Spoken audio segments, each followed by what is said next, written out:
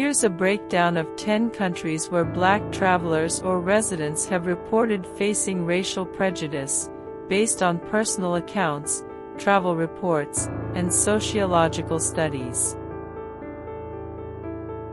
These instances are often complex, with historical, cultural, and social factors at play.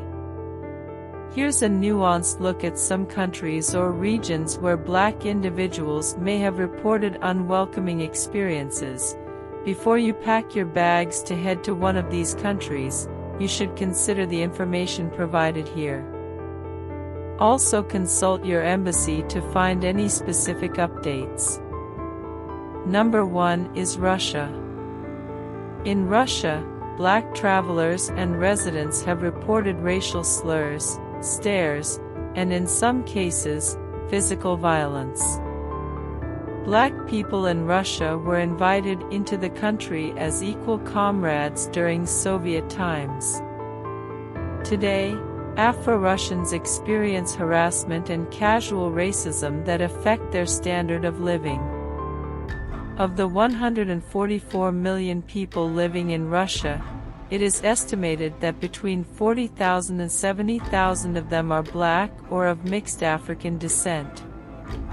As a large difference from the United States and European countries, this population's presence in Russia is not due to the country's participation in the African slave trade, to which the country was opposed. Instead, most people of African descent arrived in Russia during the Soviet era. With limited diversity historically, Russia has seen growing nationalism, and anti-foreigner sentiments have been documented, particularly in smaller towns. Number 2, China. In China, black individuals may face uncomfortable stares, stereotyping, or even exclusion from certain establishments. Perhaps many people are not aware that there's a black community in Guangzhou, China. There are people from every country in sub-Saharan Africa living in China. They're mostly sojourning traders who export manufactured goods from China back to Africa. However, their experience in China has not been all positive. Black people experienced racial profiling, stop and frisk, visa raids and targeted evictions, something their white counterparts do not usually share. To understand the anti-black racism in China, we find that their treatment has a lot to do with the local government's efforts to modernize the city's urban landscape. The lack of diversity and limited interaction with black communities historically can sometimes lead to misunderstandings or cultural insensitivity. Number 3, India. African students and residents have reported discrimination, from housing exclusion to negative treatment in public spaces. An African male student shared, "People often look at me as if I am different and hard to be trusted," the tall but softly spoken student explains. "I try to be friendly. I speak Hindi and always laugh. But when I offer biscuits to the neighbors' children, they don't accept." After a year, one of Zaharuddin's biggest wishes remains unfulfilled: to be invited to an Indian wedding. "I am a big fan of Bollywood," he explains, about why he wanted to come to India. "I did not come for the school because there are enough good universities back home. But I wanted to learn about this other culture and interact with the people here." While he speaks with his Indian classmates at the university, a 75-acre campus accommodating students from more than 20 countries, and some of them also showed up for an international cultural event he helped to organize, none of these encounters led to friendships. In India, prejudices tied to colorism and media portrayals have impacted perceptions, although awareness and counter-efforts are growing. Number 4, Ukraine. Reports of racial slurs, stares, and discriminatory treatment have been cited by Black travelers and residents. Angelina Diash, a university student of Angolan and Ukrainian descent. Born and raised in Ukraine, the speaker explained that although Diash viewed other Ukrainians as her fellow citizens, the feeling was not always reciprocated. Although I have a passport that shows I'm Ukrainian, I need a social visa. Similar to other subjects, Diash developed a sense of self-reliance at an early age to cope with being a minority in her own country. However, Diash also developed a strong sense of self-identity because of her difference in appearance. When a person is constantly singled out by race, you grow to know who you are very quickly. The subject of race in general, as it pertains to Slavic society, is discussed openly and honestly in Ukraine, more so than race is discussed in America. I am very quick to defend the Ukrainians for their honesty when it comes to such personal experiences of race. Despite the degree of openness we observed and learned that racism and xenophobia are on the rise in Ukraine. Indeed, another speaker explained that he was stopped by Ukrainian police 29 times during his stay in Kiev. Although the presence of racism and xenophobia is increasing in Ukrainian society, improvement is not unfathomable. However, effective social change must come from above. What we found in Ukraine is that you have to find a combination of political leaders who actually try to deal with the problem. In Ukraine, cultural unfamiliarity and political tensions have sometimes fueled nationalist sentiments, leading to unwelcoming experiences. Number 5. Japan. While typically polite, Japanese culture's unfamiliarity with Black communities may lead to microaggressions or cultural insensitivity. A female African American student shared, "One of the downsides of living in Japan as a Black woman is the fetishization that we face. I've observed that Japanese people often view Black women as being sexually free, and I've encountered a lot of men who have harassed me because they think I'm that way. I think a lot of these ideas come from the way Black women are portrayed in the media. For example, I've had men come up to me and touch me, ask me if I like Megan Thee Stallion, and ask if I can twerk. It's really frustrating and dehumanizing to be treated this way, and it makes me feel like I'm not being seen as a person but just as a sexual object. As far as Black culture is concerned, I see a lot of Japanese people participate in the culture, but they don't fully understand the context and history behind it. For example, when I went to a hip-hop club in Japan once, I saw many people with braids, dreadlocks, and jerseys.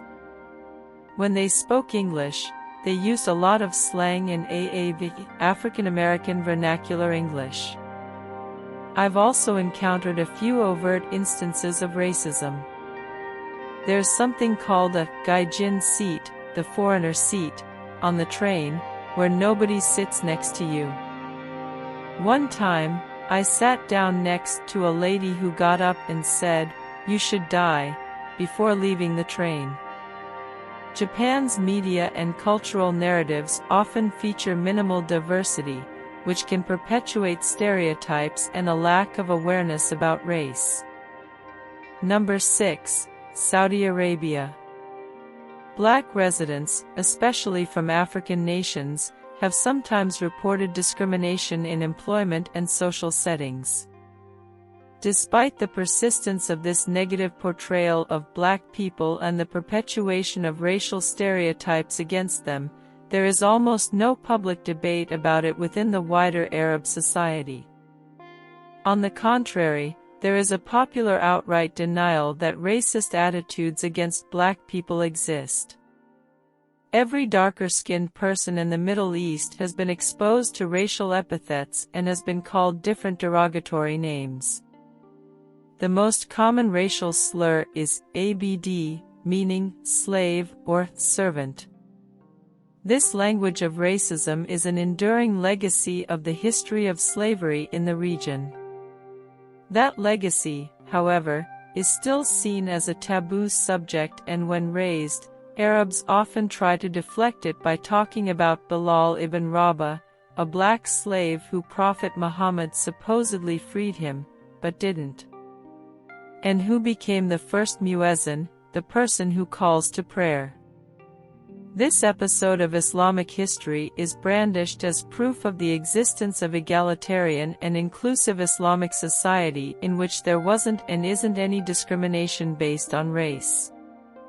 Prejudices linked to both class and race are evident, though the country has seen an increasing discourse on anti-racism. Number 7. Argentina. Black travelers may encounter racial slurs and assumptions about their background, sometimes facing exclusion in social spaces.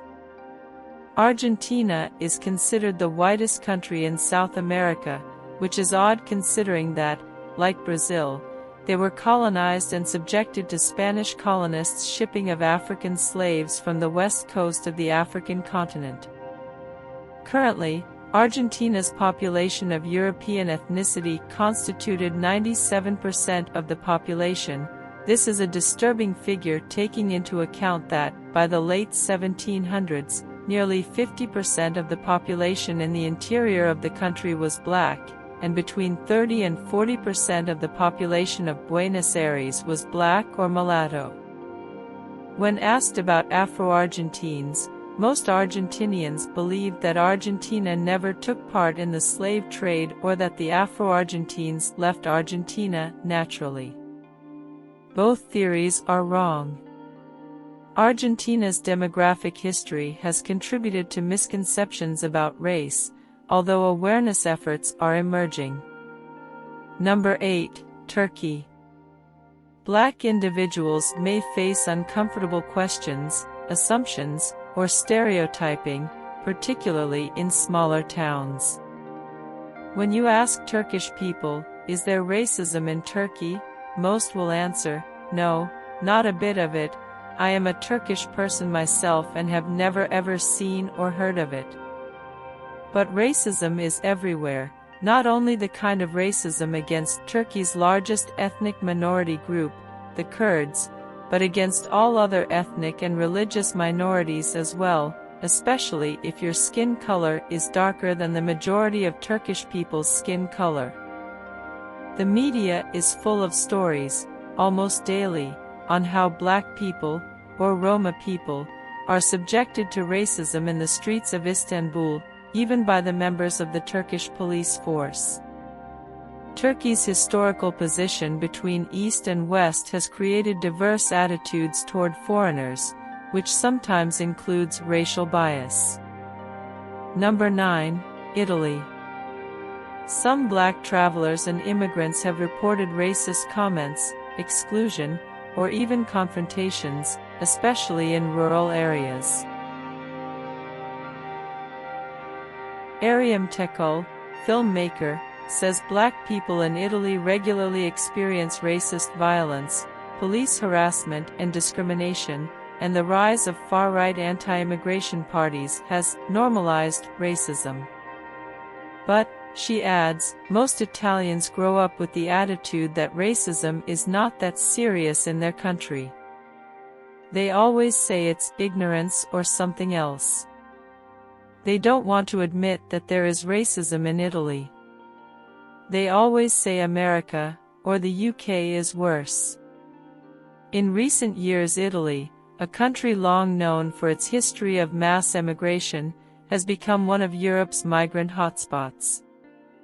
The country has struggled to cope with this historic reversal and to integrate migrants successfully into Italian society. In Italy, nationalist sentiments and migration issues have, at times, intensified racial discrimination, though many Italians strongly oppose racism. Number 10. Libya. Black migrants, particularly from sub-Saharan Africa, face dangerous conditions, mistreatment, and even violence. Libya is a predominantly Arab country that has traditionally held no racist views towards black-skinned, sub-Saharan Africans, although Libya does have indigenous black populations including the Black Arabs and Black Berbers. The New York Times argues that Libya has a long history of racist violence being reported. Black Africans were victims of chattel slavery in Libya until the 20th century. In the 21st century, a significant number of sub-Saharan Africans came to Libya, primarily to work as unskilled laborers. In recent years, several racist incidents targeting black migrants have been reported. According to Peter Bouchard of Human Rights Watch, the incidents targeting migrants and refugees reflect a deep-seated racism and anti-African sentiment in Libyan society. During the Battle of Tawergha, rebel slogans like, "The Brigade for Purging Slaves," "Black Skin," were scrawled on the road between Misrata and Tawergha. In Libya, ongoing political instability and a controversial migration route have worsened conditions for many black individuals passing through or working in Libya. Here you have it, 10 countries which are not too welcoming to those of African descent. In many of these countries, while some individuals face prejudice, there are also significant efforts by organizations, activists, and local communities working to combat racism and foster greater inclusion. It's essential to approach each place with an understanding of its unique history and challenges, recognizing that attitudes can differ widely even within a single country or city.